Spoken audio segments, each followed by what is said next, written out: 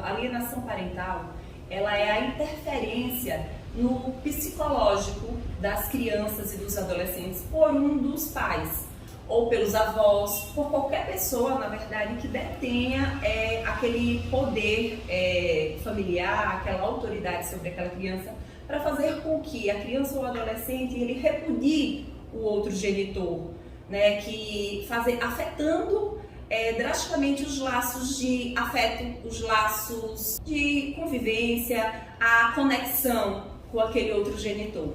É uma lei relativamente recente, é uma lei de 2010, o número dela é 12.318, mas ela traz um assunto extremamente antigo, né? Porque nós vemos, justamente como você estava pontuando, Patrício, nós vemos que nos términos das relações, nas disputas de guarda, nas situações de partilha de bens, né? Porque quando o financeiro afeta também o estado psicológico dos pais, nas ações de alimentos, a gente percebe que a dificuldade dos pais de lidar com as suas frustrações, com os seus sentimentos, faz com que descarregue, né? Derrame nas crianças e nos adolescentes suas mazelas. E nós temos estudos significativos da área médica, inclusive, que as crianças são extremamente afetadas na sua psique, né? Então, assim, nós temos situações em que as crianças se afetam baixa autoestima, sua segurança, sua instabilidade, porque esse tipo de ação que a lei traz um rol exemplificativo, porque ela vai lá e ela pincela quais seriam essas condutas. Uma lei ela jamais vai conseguir abarcar todas as condutas do ser humano, principalmente nas esferas cíveis, né? Assim, o Código Civil ele é extremamente enorme e ele é incapaz de abranger todas as condutas humanas, principalmente as que saem das relações familiares, que são inúmeras. Então a nossa lei ela prevê condutas como omitir informações importantes da criança, do adolescente para o outro genitor, dificultar a convivência, denigrir a imagem do outro, mas isso são ações amplas. Na prática a gente vê muitos outros tipos de ações em que usam a criança e o adolescente como moeda de troca, né? Como chantagem. Há exemplos de pai ou mãe que constituem um novo relacionamento e aí a criança é subjugada. Olha, se você conviver bem com a namorada do seu pai, eu não faço dever com você. Ou então, se você... seu pai atrasou, não pegou, perceba que... Olha como é seu pai, né? Veja o que ele está fazendo, essa conduta reiterada. Ele não gosta de você, se gostasse ele pegava esse fim de semana. E isso é extremamente violento para o psicológico da criança, porque isso afeta a liberdade dele de amar, confiar e conviver. Porque a gente observa que os relacionamentos acabam, mas o fato daquela pessoa não ter sido um bom marido ou uma boa esposa não quer dizer necessariamente que vai ser um mau pai, né? Ou uma má mãe. Então as pessoas misturam esses sentimentos, derramam nas crianças e afetam sobremaneira a saúde das nossas crianças. E é isso que a lei veio esclarecer. Por isso que eu estou muito feliz por estar aqui, para a gente pontuar a necessidade de conscientização.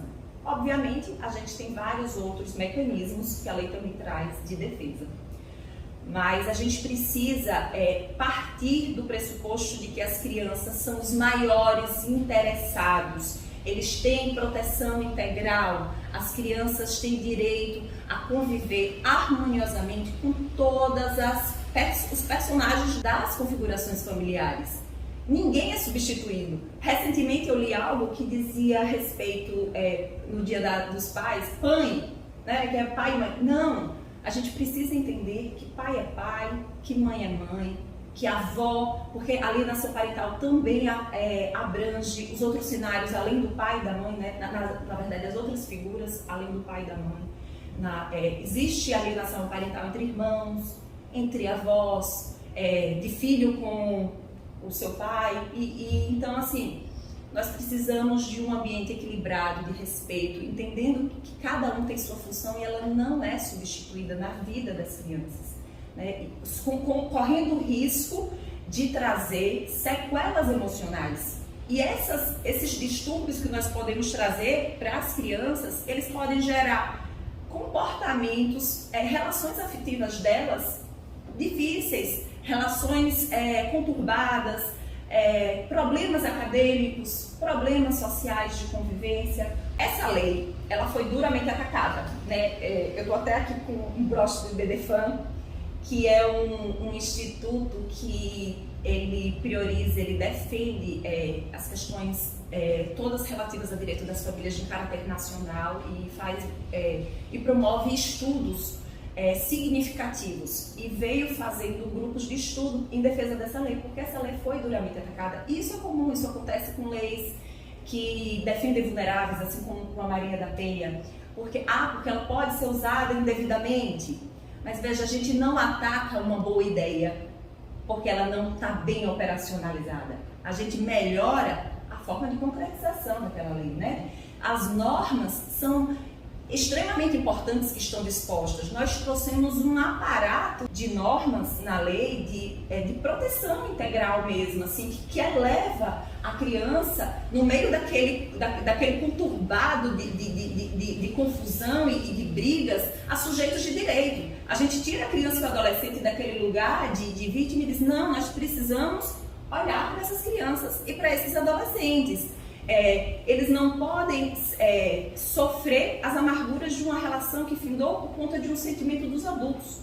Então, ela foi duramente atacada, mas eu também me filio à corrente que entende que abolir a lei, porque nós tivemos projetos tramitando no Congresso Nacional, tanto para anular, para mudar. Hoje nós temos até uma ação direta de inconstitucionalidade em andamento, mas recentemente, agora, em 19 de maio, foi editada uma nova lei, 14.340, que alterou 8 dispositivos da lei de alienação parental, justamente dispositivos procedimentais. Então, ou seja, melhorando a articulação da concretização da lei em si.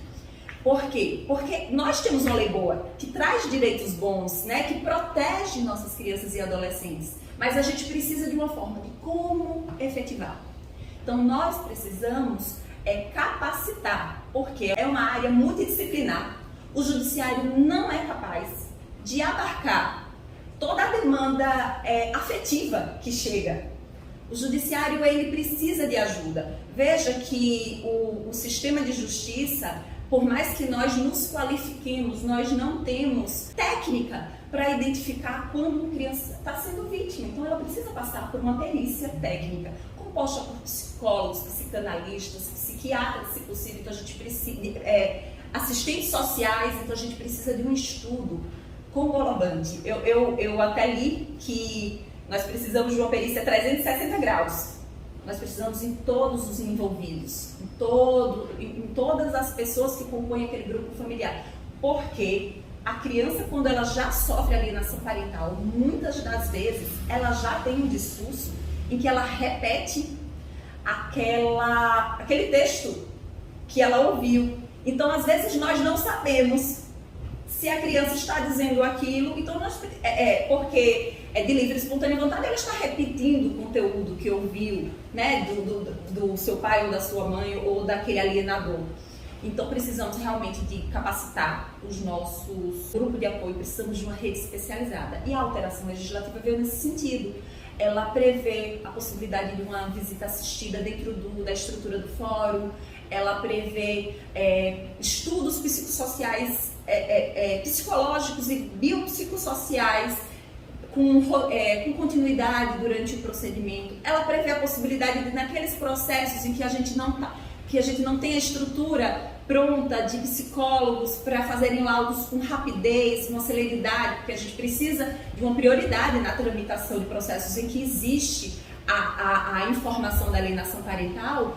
E aí, nesses casos, a lei configurou a possibilidade do juiz fazer uma nomeação de um assistente técnico capacitado. E aí é isso, eu defendo a lei porque eu acredito que a gente não pode retroceder, né, nos avanços, nas conquistas. Não é um caso específico que é mal utilizado que faz com que a gente volte para um cenário de não existência. Porque a lei deu nome ao fato, né? A lei trouxe a alienação parental para espaços de discussões como esse. Veja, estamos aqui nesta manhã chuvosa, conversando sobre alienação parental e explicando às pessoas sobre a necessidade. Então, assim, além da conscientização, a lei é extremamente necessária. Ela foi agora modificada por meio de alteração do procedimento para que a gente traga mais concretude para que ela seja operacionalizada assim, de uma forma mais eficaz. Mas nós precisamos, insisto, de rede de apoio, nós precisamos de conscientização das escolas para identificar esses fatos, porque os prejuízos são inúmeros. O processo, da forma como ele existe, né, no nosso ordenamento, eu confio muito nele, né? Nós temos ampla defesa, contraditório e nesses processos específicos nós temos estudos, como eu disse, que auxiliam o juízo para identificar. Eu concordo que em processos difíceis, de muita briga, todos perdem, todos sempre perdem. Então, as crianças são os maiores prejudicados. Mas uma vez constatada, eu acho que a situação de ir para um avô é uma excepcionalidade, porque a guarda natural, ela é do pai e da mãe. E eu tento fomentar isso sempre, a cada acolhimento que eu faço em ação de guarda. Porque, assim, apesar da guarda compartilhada ser a regra, nós sabemos que comumente o judiciário tende para a guarda unilateral, priorizando um em detrimento ao outro. E a guarda compartilhada, inclusive, é uma forma da gente evitar alienação, porque a gente iguala os dois sujeitos na relação, né? Então a gente proporciona o convívio duplo.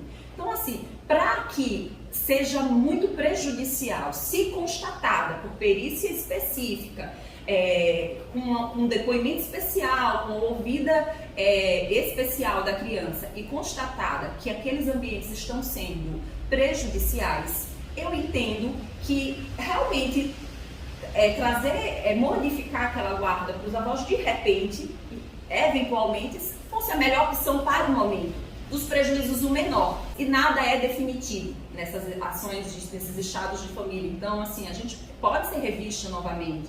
Mas se aquela criança estiver sofrendo abusos, sim, acontece. E eu não vejo como uma crítica, não. Eu confio muito nos processos, no sentido de que ele bem instruído, acompanhado por advogados, né? Assim, o Ministério Público acompanha, nós temos realizadas perícias técnicas específicas e uma vez constatada, a gente precisa priorizar o melhor interesse da criança. E isso é o que os pais demoram a entender. Ficar longe da mãe ou do pai, às vezes é a melhor situação para a criança, mas eu preciso destacar, vai ser de caso a caso, né? Tudo vai ser analisado, assim, é só trazendo para você que essa conversão ela não é imediata, né? Vai ser feito um processo longo, moroso, que vai se entender quem é a pessoa mais qualificada. De antemão, eu sempre estimulo que ambos os pais compartilhem, sabe? Porque nós não temos uma superioridade, a gente precisa acabar com isso, que o pai é superior, que a mãe é superior, a mãe não confia ao pai. Não, nós precisamos estimular. Só com estímulo a gente vai possibilitar à criança uma convivência ampla e segura com todos os sujeitos das entidades familiares. A lei da alienação parental, ela prevê sanções, certo? Uma vez, difere da situação da Maria da Penha. Eu fiz esse adendo para mostrar que a Lei Maria da Penha, assim como a Lei da Alienação Parental, foram duramente atacadas, porque elas protegem vulneráveis. Maria da Penha, as mulheres em situação de violência doméstica, e a alienação parental, as crianças em situação de violência psicológica perpetrada por aqueles que deveriam cuidar, né, e proteger as crianças. Apesar de não ser um crime tipificado no Código Penal, existem sanções para para os alienadores, que vão desde a advertência até a perda do poder familiar. E isso tudo pode acontecer com uma ação específica para constatação, né, para declaração da alienação parental, para se exigir alguma dessas condutas, ou através de processos de modificação de guarda, em que se investiga, em que se narra a ocorrência da alienação parental. Então, aí, nos processos de modificação de guarda, com a afirmação da alienação parental, se investiga e há a possibilidade de modificação da guarda, chegando até a perda do poder familiar, que é muito mais drástica do que uma ação de modificação de guarda. Como dito, né, porque a guarda, ela é naturalmente, é bom esclarecer, do pai e da mãe.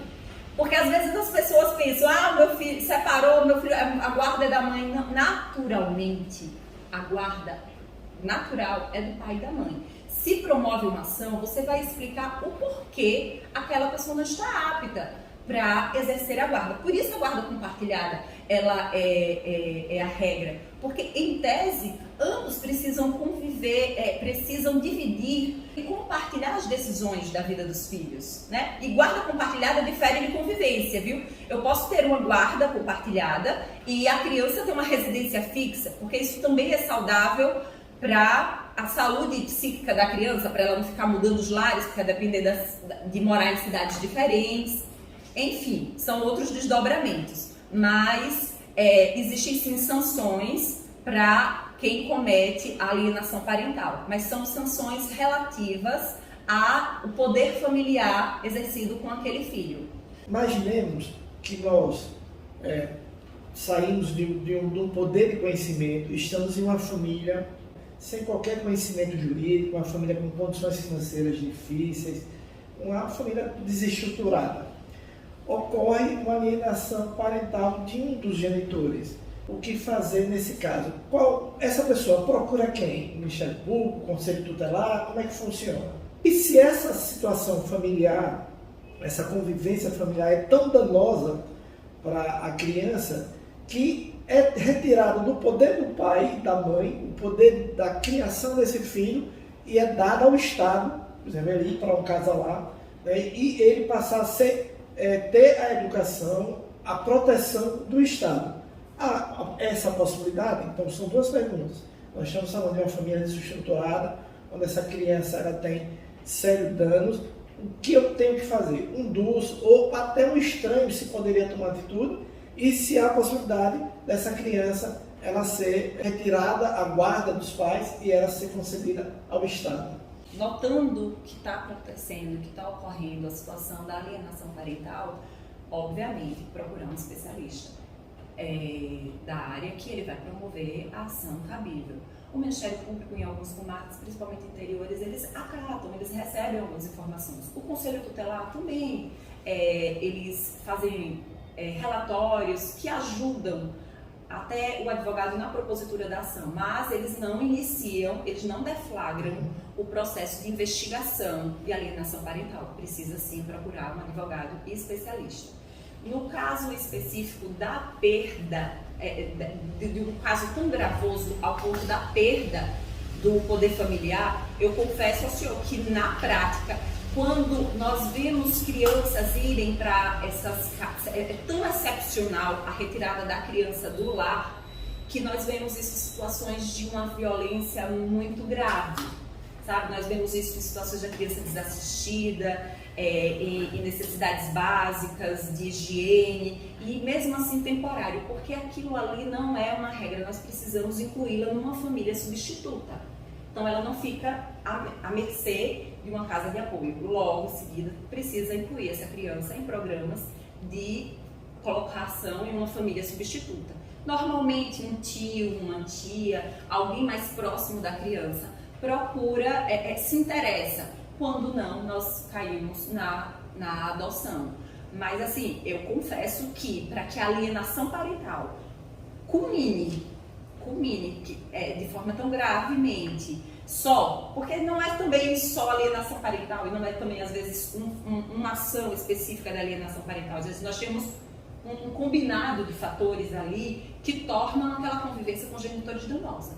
Por exemplo, do que eu falei, de pais drogados, alcoólatras, enfim, e além da falta de instrução, além da alienação parental, e que acabam perdendo o poder familiar.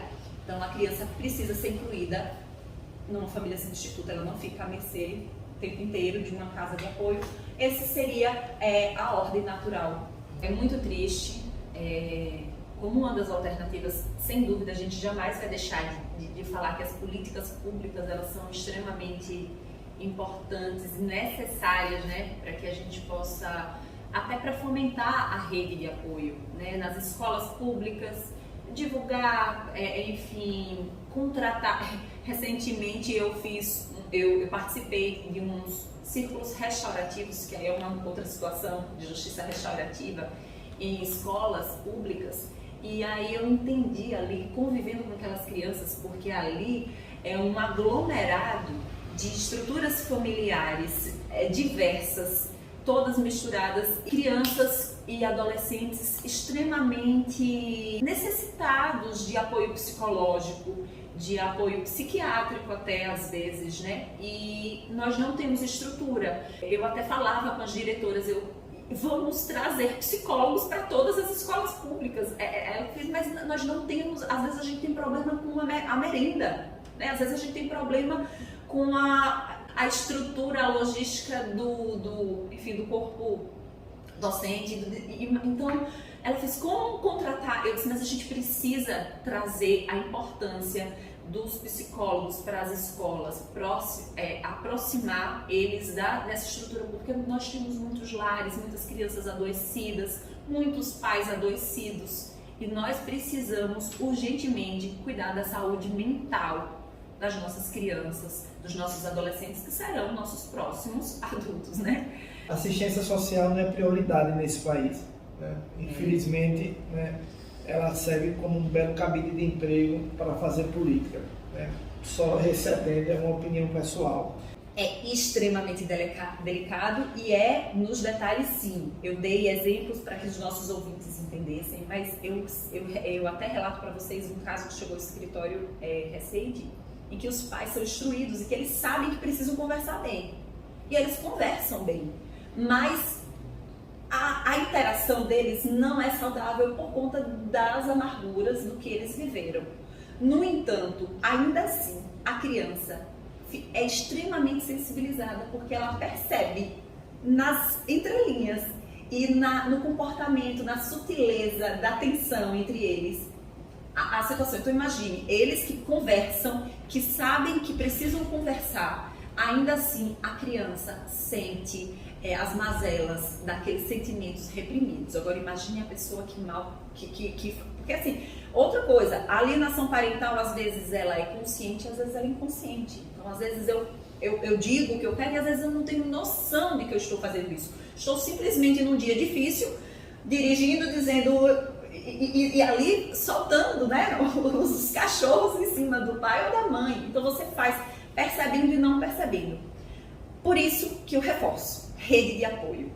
Diretores de colégio, professores que chamam a atenção do senhor, olha, seu filho está com problema nessa matéria, de repente seu filho está tendo um comportamento diferente do que ele tinha. Para quê? Através desses comportamentos, através dessa sensibilidade, desse olhar atento, você possa promover as ações adequadas para repelir e retirar aquela criança daquela situação de alienação parental. É delicado, principalmente quando ela é na sutileza, mas cabe a nós, né, que preservarmos pelos nossos bens maiores e percebermos as alterações comportamentais dos nossos filhos, né, porque inclusive o IBDFAN ele trouxe um recente projeto que era divórcio com respeito. Eu acho isso muito bacana. A gente precisa entender que o divórcio precisa ser respeitoso. Os números dizem que os divórcios, quanto mais litigiosos, mais agressivos, mais danos às crianças, mais problemas essas crianças e adolescentes apresentam. E o judiciário, como eu disse, ele não consegue lidar com todas essas questões que são trazidas, sentimentais. Então, assim, o judiciário fomentar a aplicação da lei, a chamar a rede de apoio, produzir pedir, exigir a providência dos laudos técnicos necessários. O Ministério Público, enfim, efetivar, né, ser realmente fiscal da aplicação da lei, para que a gente possa diminuir esses espaços de ocorrência da alienação parental. Perfeito. A guarda compartilhada, de fato, ela pode não amenizar tudo, mas ela diminui os espaços de convivência e ela evita com que, ao diminuir esses espaços de convivência unilateral com o outro, ela facilita as conexões dos filhos diretamente com seus pais, sem a intermediação do outro genitor. Então, eu sigo prezando pela guarda compartilhada, estimulando sempre que possível, porque existem casos em que não dá para ser aplicada, assim, falamos tudo muito sucintamente, mas sempre que possível, de fato, é sim uma forma da gente diminuir a ocorrência da alienação parental. Realmente eu não imagino como seja estar no coração de uma criança, se sente sem acolhimento para amar porque um fala mal do outro, se sente mal em relação ao outro e fica no meio dessa discussão toda. Realmente deve ser, a gente precisa pensar nos sentimentos e na integridade psicológica, moral dessas crianças. Minha gente, políticos, enfim, judiciário, todo o sistema de justiça, vamos unir esforços, envidar esforços no sentido de capacitar as pessoas, os integrantes do sistema de justiça, os núcleos, priorizar, né, capacitar psicólogos, assistentes sociais.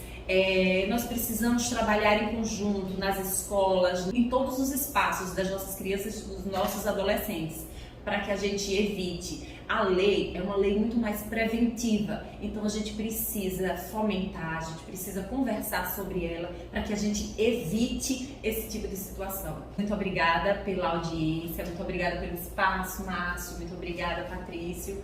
Foi realmente grandioso poder falar sobre esses temas que tanto mexem comigo.